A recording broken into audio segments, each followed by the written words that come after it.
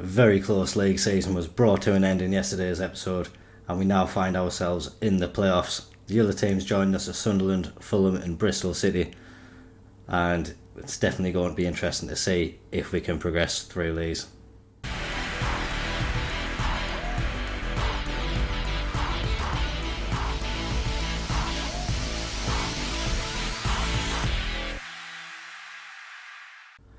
That's right, we look at the final championship table there and we do see Stockport in 4th place. Has been an extremely fantastic season for us to get to the position we are in, obviously getting promoted last year. So to get as many points on the board as we did is a fantastic achievement, and we've got some games now which could see even better progress made. It is going to be tough. We see the full league table over there. If we do just skip to the home record, we can see Stockport at the top, almost a flawless home record. The only blemish on our record is Fulham. They are our opponents in the playoffs in the semi-finals, so is going to be a tough game against them. Fulham do have the best away record in the league. We have only won 6 games away from home all season. Fortunately, one of them was against Fulham. If we look between the home and away records, we find Fulham and ourselves are very, very evenly matched. So definitely going to be having 2 close games against them, and it's really going to be interesting to see how we can get through these playoffs. Before we jump into our playoffs though, all teams South Shields find themselves in the League 2 playoff final against Cambridge. They finished in 5th place in the league, 4 points away from the automatic promotion spots. David Healy has really done a good job this second season. Obviously when he first came in, didn't have the impact that I think was desired from him, but this season he really has turned it around. So a chance for South Shields to get promoted from League 2. We'll be watching that with keen interest. The final takes place the day after our second leg against Fulham, so it will be interesting to see how South Shields can get on. They've got our support, so hopefully they can see this one through. Yesterday's episode also saw us lose Henrik Pedersen, our assistant manager. He decided to go on holiday early for the year by joining Bradford City, but Jason Tyndall decided he wanted a couple of weeks' work at the end of the season. He's come in to be our assistant manager for the rest of the season and then through to 2030 as well. Is a little bit of an improvement on Pedersen, to be fair, so maybe it is a good change to be made. You can see that his set pieces are quite good as well, so hopefully that can bring a different level to our play. We can introduce some more fancy set pieces to trouble the opposition. So very delighted to welcome Jason on board, and he's been thrust right into it in a playoff semi-final. It is currently advantage Bristol City in the other semi-final. They played yesterday night and it was Bristol City who came away with a 2-0 win, so Sunderland with a lot of work to do to turn that one round. Us though, we have our first game tonight. It's the away leg against Fulham, so obviously it's the leg which we would have been fearing more, and we're going to be going out with, as you would expect, pretty much the exact same team which has finished the season for us. Balcom in goal, Smith, Wood, Welsh and Adramola, Piccinini, Patino, Aribo, Quieto, Isaac on the left hand side, and Lee Dilly, the 17-year-old who's really spearheaded this final run into the playoffs. I think he only got his first goal in December. 17 goals have come since that.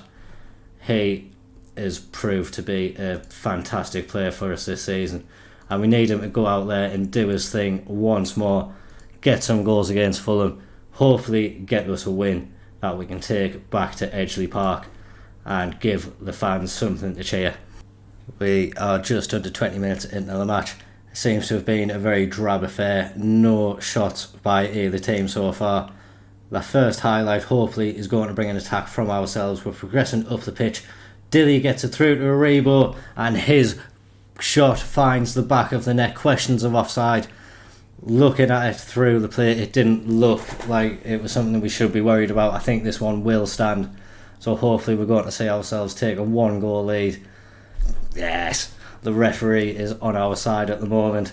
It has stood. It was good play from us, Piccinini finding Dilly, and then it was really a clinical ball through the defence which allowed Aribo to run onto it, and on his weaker right foot has placed it past Bernd Leno. We'll just get confirmation now. We can see Aribo's run and we can see the centre back there clearly keeping him onside. So definitely a goal which is deserved from us. It's been the only shot of the game so far. It's hit the back of the net. Signs that Fulham might be trying to come back into it now, though. Realistically, this has been a very, very drab affair. The fans in the stadium must be quite bored with what they're seeing so far. Maybe livening up a tiny bit at the end of this first half. It's Adam Wharton for Fulham. He's got to the edge of the box and he's got space to have an effort. And that effort has found the back of the net. He just ran through our defence so easily. No one really coming out to put a proper challenge in on him. And yeah, he's just so easily being able to find the back of the net. Piccinini committed himself and didn't win the ball. But then after that, no one really tried to put another tackle in on him. Wharton just danced through the defence there and gets Fulham an equaliser just before half time. Like we're saying, it has been a poor game in terms of quality. I think I saw Aribo picked up a knock at the end of that first half as well. Oscar Bob can come on and take his place, but we just need to see more from these players. I'm going to take Isaac off as well and bring on Shortire on the right hand side. Isaac's on a booking and he's also tiring as well, so don't want to risk him maybe making a tired challenge and getting himself sent off. The game really has been devoid of a lot of quality for two teams who've done so well throughout the season. Not really putting on an entertaining affair for the fans in the ground. We're going to take Hato off and bring on Pert Harris. Hopefully that can inject a little bit of quality into our play. We'll keep our final change for now. Not really sure who could come on and make too much of a difference. And I think we've got a penalty now. A corner came into the box and a Fulham player, I think, had his hand in the air. We have actually changed the penalties takers around since last match, so we are going to see Lee Dilly stepping up. He has got quite good penalty taking compared to the rest of our team. Not really showing it there though. His penalty is cannoned off the crossbar, and Fulham now up the other end with a chance maybe to grab themselves a goal to go ahead. It's Facundo Torres in the box. He's getting round Smith, but he is forced to play it backwards, and now they come forward again. It's Greenwood on the ball, but still we're doing well to force them back. They're coming forward slowly, but when they do come forward, they've done it to quite devastating effect. Sam Greenwood has got the ball in the back of the net. We're appealing for offside, but it's another one which I don't think is going to be disallowed, and we find ourselves behind in this game now. Disappointing, like we say. Pickford, he was forced out wide, but no one really coming to put a tackle in despite forcing him out there, and he's able to pick out Greenwood, who was making that run to the near post. Nathan Wood wasn't able to get there, and Fulham have now gone ahead in this match. Like we say, no question of offside, so we need to do more in this game. We are going to bring on John Martin in place of Patino, and we're going to put ourselves on attacking as well. Want to try to get something out of this first leg. Like I was saying, Fulham haven't had the best home record in the league, being much stronger away from home. They're the only team that have beaten us at Edgeley Park. So you do feel that this is a game we need to get something out of if we want to progress. But it looks like Fulham are going to take an advantage with them to Edgeley Park. We did well to get ourselves ahead, but we really couldn't hold on to it. It's been the story for a lot of away games this season that we've just struggled to hold on to leads. They've been turned around a lot of the time, and it's proven to be the case again. Something about being on the road in the Championship this season has just injected a little bit of fear into these Stockport players. We've got the second leg in 4 days' time. We're going to get the players rested, recovered for that game, and we'll see you at Edgeley Park. Real ambition from the board and fans, probably more realistic than me to be fair, but they're both expecting defeat in this game. I do have a little bit of faith that we can turn it around. We have had a really, really good home record, so we know that anyone coming to Edgeley Park is going to be in for a really, really tough match. And we definitely have faith that we can just turn this one around. We have the first of the 2 second legs, so we will have to wait until tomorrow to see who's going to be in the final. Obviously, we don't know if they're going to be joining us. We would like to think a good performance today can see us turn it around, but is going to be a really, really tough challenge for us. Obviously, Fulham are a good team. They've proven to be so over the course of the season. And we are just going to go out with pretty much the same team. Aribo picked up a knock in the last match, so he is out of the squad. Bob takes his place on the right hand side. Pert Harris is now in that attacking midfield position. Cato has dropped down to the bench. Isaac and Dilly have had really good goal scoring seasons, so we just need them to do their thing. Piccinini as well, if he wants to get himself another goal, we definitely wouldn't mind that. He's got 16 for the campaign so far, so outscoring Isaac. We do have a lot of goal scorers in this team, and it's really down to them to show what they can do. We definitely owe Fulham. We do want to take revenge. We did it throughout the season when they came to Edgeley Park. We went to Craven Cottage very shortly afterwards, and we showed them who the real Stockport are. That's something that we need to do today as well. They're coming into the match with that 2-1 advantage, but this has been a real fortress for us this season. We've got the fans behind us, and we really, really need them to cheer us on and get us that bit of confidence that we need to get ourselves into the playoff final. So far it's been another nervy game, no highlights to speak of, not really many chances to speak of through the match.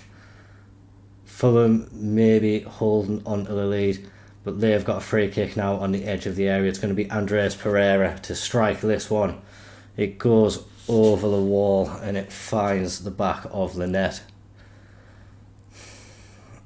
Puts us 3-1 down now, and a lot of work that needs to be done to salvage something from the tie now. It was Fulham's first shot of the game, one which has managed to find the back of the net, so we need to be disappointed in that.